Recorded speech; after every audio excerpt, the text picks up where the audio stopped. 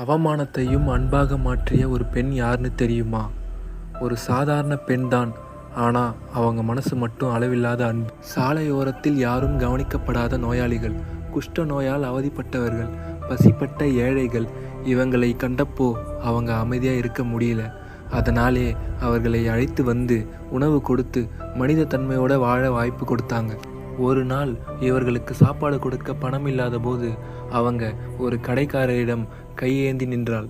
ஆனால் அந்த மனிதன் அவங்களை அவமதித்து எச்சையால் கையில் காரி துப்பினான். இதற்கு அவங்க கோபப்படலை. அமைதியாக அதை ஏற்றுக்கிட்டு அவங்க சொன்ன பதில், இது எனக்கு போதும், இப்போ என்னை நம்பி இருக்கிறவர்களுக்கு ஏதாவது இருந்தால் கொடுங்கள். அவமானத்தையும் அன்பாக மாற்றிய மனசு, அதுவே உண்மையான மனிதத்தன்மை. இந்த அன்பின் உருவம் யாருன்னு தெரியுமா? இவங்க தான் அன்னை தெரசா. இப்படிப்பட்ட உண்மையான கதைகளை தெரிஞ்சுக்கணும்னா நம்ம சேனலை சப்ஸ்கிரைப் பண்ணுங்கள்.